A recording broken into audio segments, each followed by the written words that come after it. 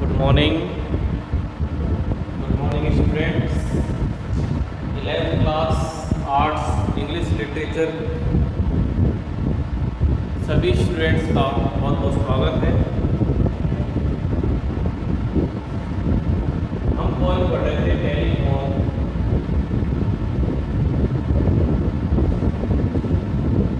Conversation. Telephone conversation में हमने पढ़ा एक नाइजीरियन पोइट है जिसका बड़ा अजीब नाम है। नाम कभी अजीब नहीं लेकिन हमारे लिए तो अजीब है। बोल है सोइंका। कौन सा भाई?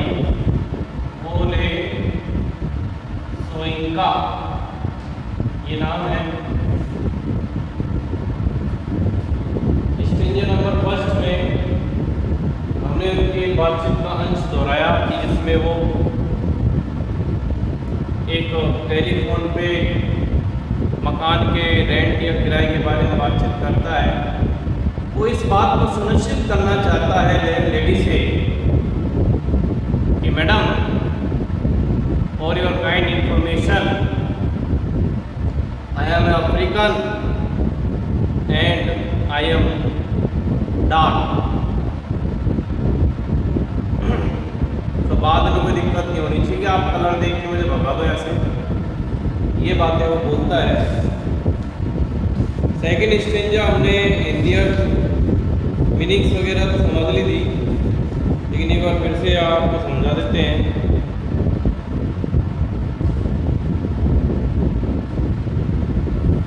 Voice when it came,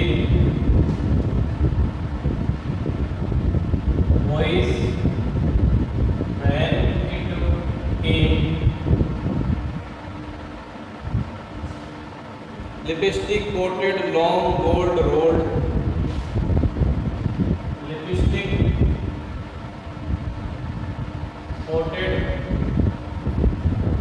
long gold road,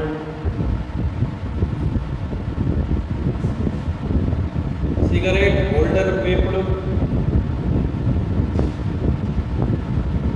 cigarette hold paper, coat I was Polly, coat I was Pauli,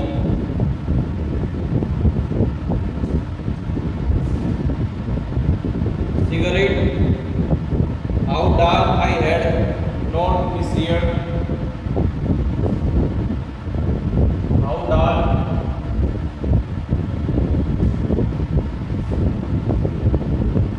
I have not measured, are you light, are you light,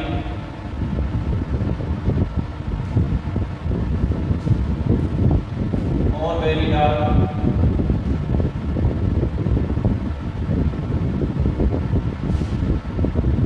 button be button a strange,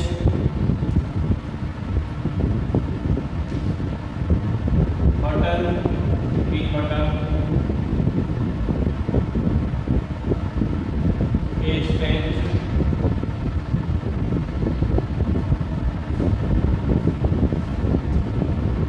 or rancid breath of public,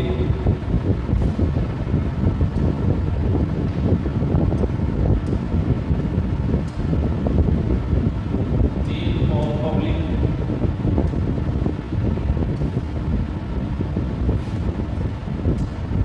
hide and speak,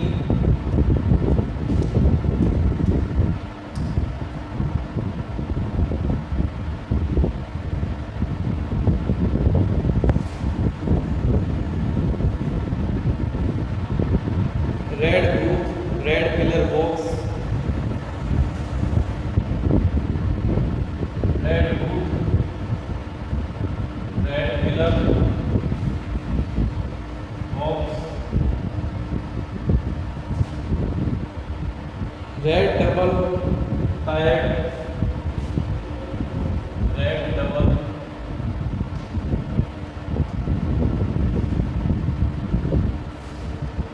tired,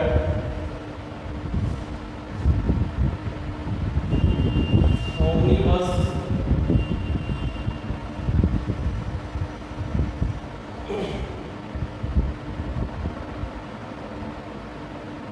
स्केल्चिंग car,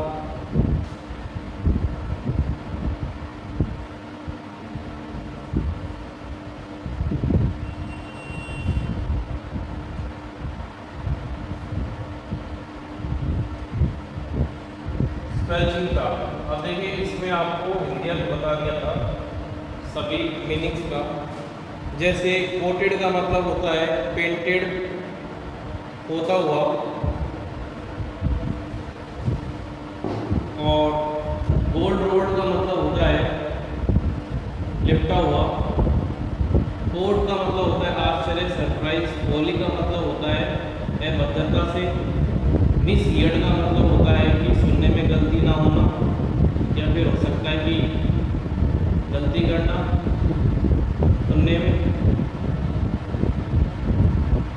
stretch का मतलब बदबू होता है, rancid का मतलब होता है और भी बड़ी बदबू, आइडेंटिटी यानी जहाँ पर छुपकर बात की जाती है यानी टेलीफोन बूथ। पिलर बॉक्स का मतलब पोस्ट बॉक्स, डाक का डिब्बा जहाँ पर लेटर पोस्ट किए जाते हैं, डाले जाते हैं। स्केल्चिंग का मतलब होता है मेकिंग अ स्प्लैशिंग साउंड, की छपाक की आवाज़ या फिर कागज के पटकने की आवाज़। और टार का मतलब होता है बोलता, कि जब वॉइस व्हेन इट केम, कि जब कोई आवाज़ आई, lipstick coated long gold road, यानी जो मैडम है, लैंड लेडी है, उन्होंने अपने होठ बंद कर लिए हैं। जो गोल्ड रोड यानी सोने सुनहरे रंग की लिपस्टिक लगाई हुई है, कोटेड लंबे तौर पर, कोटेड यानी होठों पर लिपस्टिक रख के कलर का गोल्ड रोड का, और उनके होठों पर एक आवरण है, एक परत है। क्योंकि यहाँ पर मैं आपको समझाना चाहता हूँ कि यहाँ पे एक वेस्टर्न महिला का जिक्र है, यानी पश्चिमी देशों की महिला का जिक्र है, जो कि जिनका रहन सहन का तरीका खुला है, खुलापन है। हम कुछ ज़्यादा समझदार व्यक्ति से मॉडर्न कह देते हैं, लेकिन आधुनिकता कहना गलत है। हर देश की संस्कृति आधुनिकता नहीं हो सकती। तो थोड़ा सा वो लिबरल है, लिबरल यानी खुले विचारों के हैं, उस हिसाब से उनका रहन सहन है। तो उन्होंने अपने यानी जब आवाज़ आई तो उन्होंने उनका स्वरूप बता रहे हैं कि उन्होंने अपने होठों पर एक परत, लंबी परत लगा रखी है लिपस्टिक की, जिसका कलर गोल्ड गोल्ड है, यानी लिपटे हुए हैं गोल्ड से। गोल्ड का मतलब सुनहरे रंग। सिगरेट, जो सिगरेट होती है, गोल्ड पाइप यानी एक सिगरेट होती है डंडी, उसमें आगे पाइप होता है बीच में और मुंह की तरफ से, और आगे उसमें तंबाकू भरा होता है। वो गोल्ड यानी वो उसने रोक ली जब उसने सुना कि भाई आप, जैसे कि वो जो नाइजीरियन पॉइंट है उन्होंने सेम किया, वो काला है, अफ्रीकन है, तो वो थोड़ा सा आश्चर्य कर रही। ऐसा लगा जैसे मैंने कोई गलती की हो, आई वॉज रॉन्ग। तो ये कहती है कि आप कितने डार्क हैं, क्या मैंने सुनने में गलती तो नहीं करी, क्या तुम हल्के काले हो या फिर बहुत ज़्यादा काले हो। बटन बी बटन ए का मतलब होता है कि एक एक चीज, प्रत्येक शीन से शीन वस्तु, बटन बी बटन, वो एक बटन बी बटन मतलब हर चीज का सूक्ष्म रूप से वो जानकारी ले रही है, बटन बी बटन ए। तो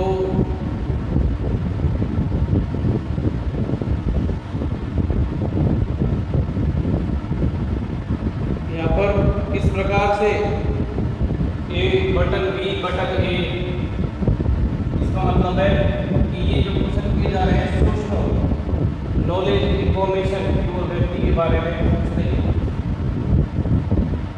बदबू या फिर और भी ज़्यादा बी सांस लेने में पब्लिक हाइड स्पीक कहाँ से बोल रहे हो, क्या आपके सांसों में बहुत बुरी बदबू है, आपके शरीर में क्या आपके स्मेल आती है, बदबू आती है, ये कहने मतलब है ये बटन बी बटन का मतलब है, बटन बी बटन ए का मतलब है कि वो ABCD उसकी पूरी तरह से, ABCD का मतलब, बटन का मतलब अपन जब फोन पे बात करते हैं तो कस्टमर केयर से बात करते हैं कि सर इस जानकारी के लिए ए दबाओ, बी दबाओ, एक दबाओ, दो दबाओ, तो यहाँ पर वो इस प्रकार से उस व्यक्ति से यानी नाइजेरियन पॉइंट से एक एक छोटी छोटी चीज का विवरण मांग रही है।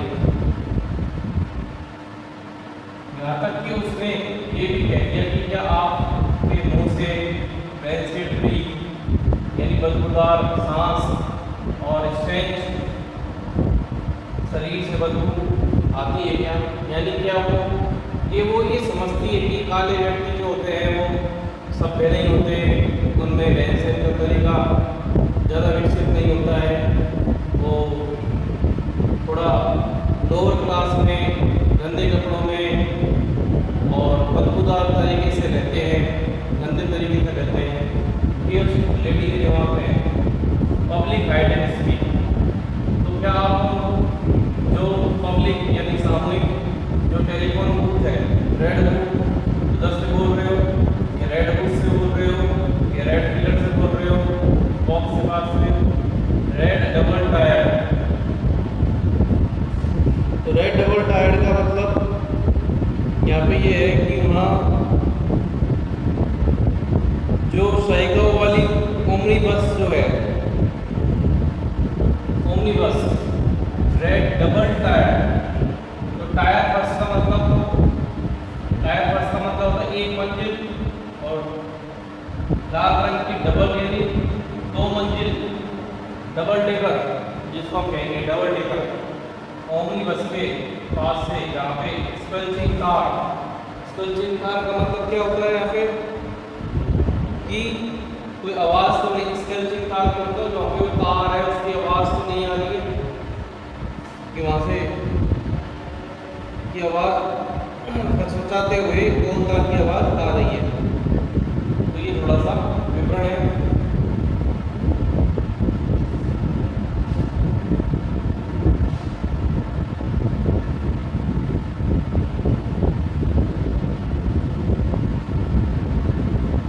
फिर देखिए स्टेंजर number 3,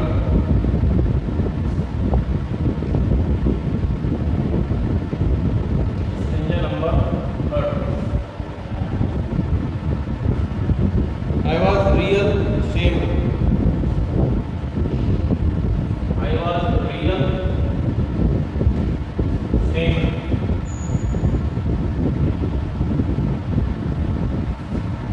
By ill-mannered silence. By ill-mannered silence. Surrender.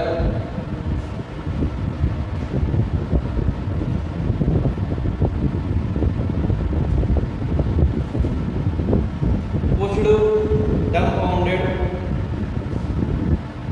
pushed, dumbfounded,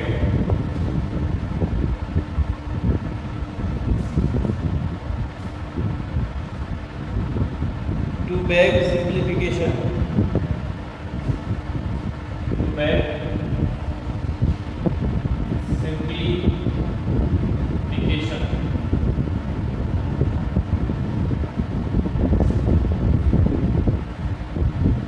considerate she was.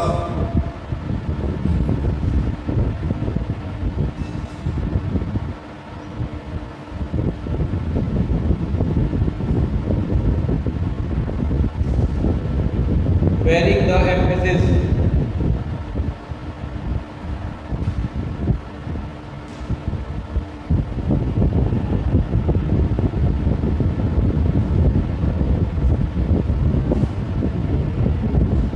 Are you dark or very dark?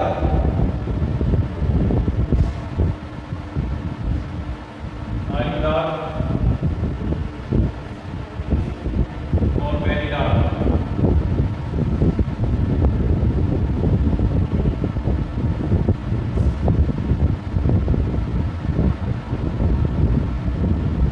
A light.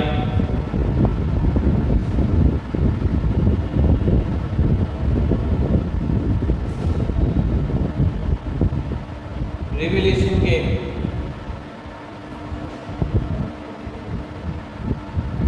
Revelation came.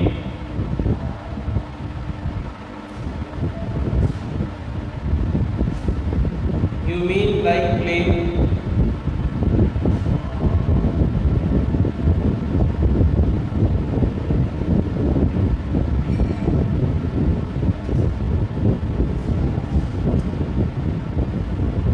Or milk chocolate?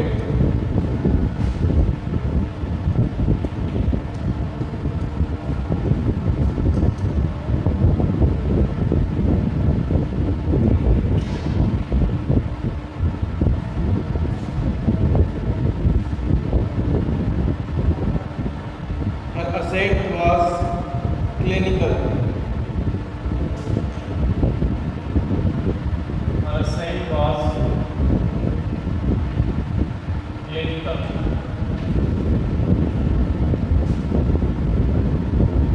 Flushing in its light. Flushing in its light.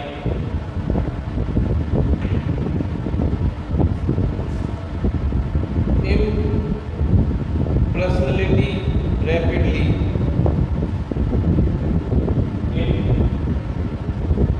Impersonality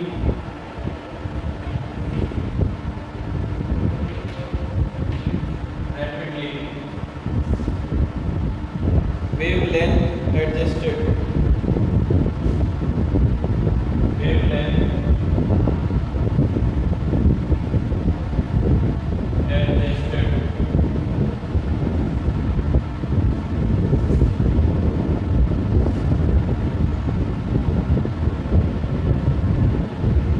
I clothe West African spear.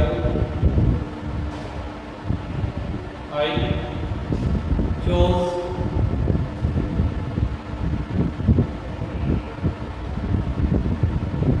West African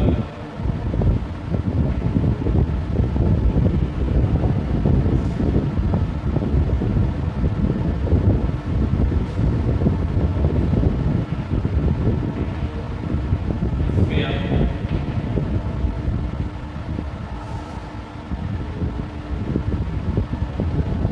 And as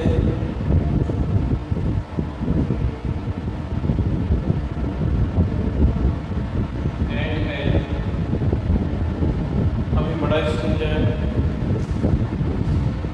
Afterthought down in my passport. And as afterthought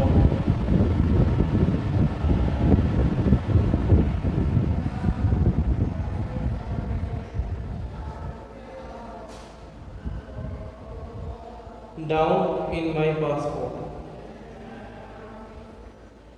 Down in my passport.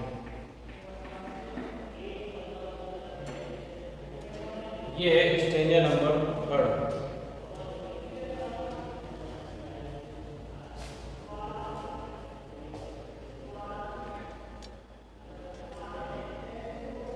ठीक है. इस प्रकार से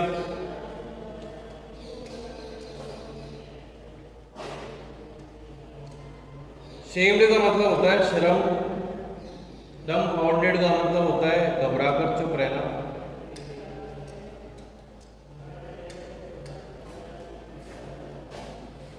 शर्म, mannered तरीका, चुप, surrender यानी हार मानना, कुछ लिए धक्का देना, डम्फाउंडेड घबरा जाना, टू बैग भीख मांगना, सिंप्लीफिकेशन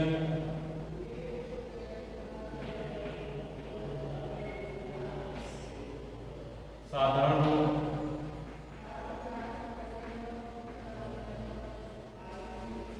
कंसिडरेट समझना,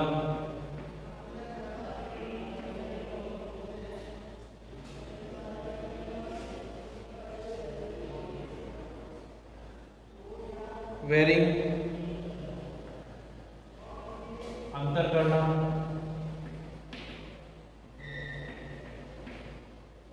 जोर देना,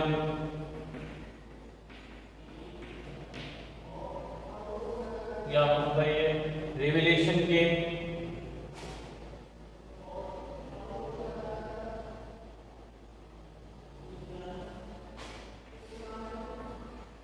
आगे की बात बताना,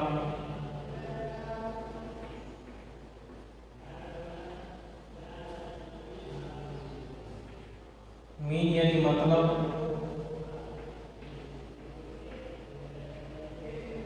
असेंट यानी बोलने का तरीका,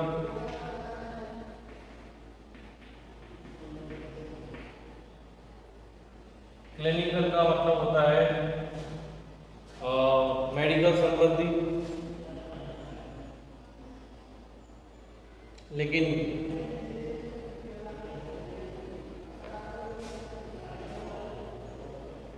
इसमें आएगा दया रहित,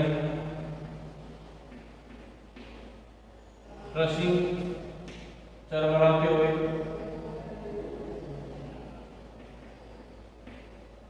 हल्के में,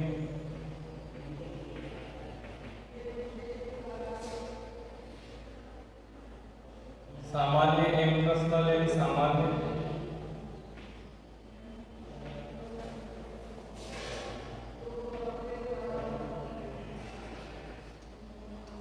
रैपिडली तेजी से,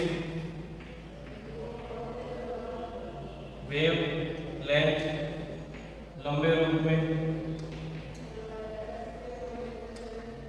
एजेस यानी ठीक किया,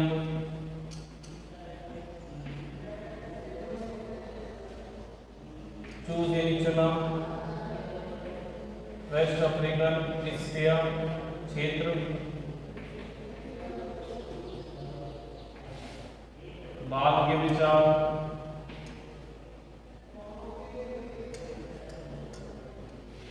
पासपोर्ट के भीतर। तो ये आपके वर्ड में नहीं है, दोबारा समझिए कैसे।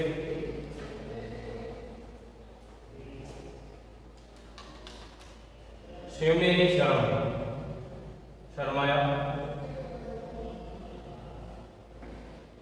I was real ashamed. I was real shame.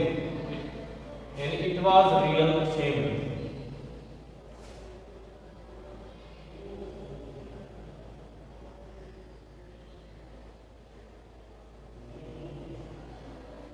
ठीक है। शर्म बाय इल मैनर्ड यानी बुरा तरीका। साइलेंस चुप्पी, सरेंडर है यार मानना, कुछ भी धक्का देना, डम घबरा जाना, तो बैठ भीख मांगना, सिंप्लीफिकेशन साधारण रूप, कंसिडरेट समझना, विचार भाव, शिवाद अंतर करना, जोर देकर एम्फेसिस, मीन मतलब, और प्लेन मिल्क चॉकलेट, साधारण या फिर मिल्क चॉकलेट। बोलने का तरीका दया रहित, क्लिनिकल और क्रशिंग चरमराते हुए, इन इट्स लाइट हल्के में, इंप्रेशनली सामान्य तौर से, यानी व्यक्तिगत रूप से, रैपिडली तेजी से, वेव यानी लंबे, वेवलेंथ यानी लंबे रूप में, एडजस्टेड यानी ठीक किया, बोला। देखो फिर वो नाइजीरियन जो कवि है उसके बातचीत का दौर आगे बढ़ता है, कहता है कि अपन से बोल रहा है, रीडर्स से कह रहा है कि ये वास्तव में एक बेइज्जती है, इट वाज रियल शेम, ये बड़ा शर्मनाक है, ये बड़ा शर्मनाक था कि इस प्रकार से मुझसे बातें की गई। इल मैनर, ये बहुत बुरा तरीका था। शर्म की बात इसलिए कि इस बुरे व्यवहार की वजह से मैं चुप पड़ गया और मैंने एक तरीके से हार मान ली, क्योंकि उसको वहाँ पे रहना था और वो इस चीज़ के खिलाफ जाता तो उसको कमरा नहीं मिलता। Pushed double founded to back simplification, हालांकि वो जानता था कि वो क्या कहना चाह रही है, लेकिन फिर भी उसने अपने आप को थोड़ा सा घबरा कर, पुश्ड डबल फाउंडेड, अपने आप को उसने पीछे ले लिया बातचीत में, और वो घबरा गया और उसने उस महिला से बैक सिंप्लीफिकेशन कि भाई वो आप साधारण रूप की भीख मांगी, यानी कि आप साधारण तरीके से मुझे समझाएं कि आप कहना क्या चाहती हैं। फिर वो कॉन्सिडरेट शिवा, फिर वो थोड़ी बहुत समझी इस बात को, उसने उसकी बातों को सुनकर कुछ विचार किया, कंसिडरेट किया, वेरिंग एम्फेसिस, और अपने बातों में अंतर करके जोर देकर उसने बोला कि भाई मैं सीधे तौर पे तुमसे पूछ रही हूँ, या क्या तुम काले हो, या फिर बहुत ज़्यादा काले हो, या फिर हल्के काले हो। फिर रेगुलेशन के इसके बाद आगे बात आगे बढ़ती है कि आपका मतलब है, यू मीन मतलब आपका मतलब कि आप प्लेन, मतलब कि एक तो ये कलर के रूप में है, उसके स्किन कलर के बारे में पूछ रहे हैं कि आप मिल्क चॉकलेट जैसे लगते हो या प्लेन यानी साधारण लगते हो, साधारण काले लगते हो, मिल्क चॉकलेट लगते हो, यानी वो कलरों के शेप और शेड के बारे में बात कर रही है। मतलब कई काला व्यक्ति, एक तो बहुत काला होता है, एक हल्का काला होता है, एक भूरा होता है, सभी को अपन तो काले कह देते हैं, जो काला है थोड़ा सांवला है, तो हल्का सांवला है, ज्यादा सांवला है, गोरा है, चिट्टा है, लाइट है, मिल्क है, कैसा है। उसका ये जो बोलने का तरीका था, वो दया रहित था, क्लिनिकल था, और उसने अपनी हल्की आवाज में चरमराते हुए बात बोली थी कृष्ण, और वो मुझसे ज्यादा पर्सनल नहीं, मतलब व्यक्तिगत तौर पर जैसे अपन किसी से इम्पर्सनली का मतलब होता है बिजनेसमैन की तरह बातें कर रही है, वो सामान्य, कोई उसमें मानवता ह्यूमैनिटी नहीं है। तेजी से उसने लंबे रूप में, यानी कवि ने जल्दी से थोड़ा सा लंबे रूप में अपने आप की बातचीत में एडजस्ट करते हुए बोला, कहता है कि मैंने बोलने के लिए कुछ शब्द चुने कि भाई मैं एक तो वेस्ट अफ्रीकन क्षेत्र से हूँ, और उसके बाद मेरा विचार आया कि ये चीज़ मेरे पासपोर्ट में है, डाउन इन माई पासपोर्ट की सारी जानकारी मेरे पासपोर्ट में है, उसमें मेरी फोटो लगी हुई है, सब कुछ सारी जानकारी है, तो आप उससे आपको मिल जाएगी। तो अगर आप इसका एक और दोबारा से इंडिया करें तो किस प्रकार से आएगा कि मानवता के लिए ये एक शर्मनाक बात है। एक वास्तविक प्रश्न बचा कि वे बुरे प्रकार की शांति शर्म के योग्य थी। प्रकृति के कारण घबराहट से भरकर वे चुप थी और अपने प्रश्न का एकदम सरलीकरण चाहती थी, सिंप्लीफिकेशन चाहती थी। वे विचारवान थी। शब्दों पर डाले गए जोर को बदलते हुए उसने कहा कि क्या तुम बिल्कुल काले हो या तुम हल्के काले हो। तो इस प्रकार की जो आकाशवाणी, यानी उसने आगे बोला। फिर मैंने पूछा कि क्या आपका मतलब क्या है, कि मैं एक सादा चॉकलेट की तरह हूँ या फिर एक दूधिया चॉकलेट की तरह हूँ। इस प्रश्न के साथ उसकी सहमति बिल्कुल भाव शून्य थी, यानी उसने कुछ नहीं बोला। पर्सन के साथ उसकी सहमति है, स्वीकृति, उसकी हल्की सी जो सी बची हुई जो आवाज़ थी जिसमें कोई भी मानवता के गुण नहीं थे, उसको मानवता के गुण को कुचलती हुई प्रतीत हुई।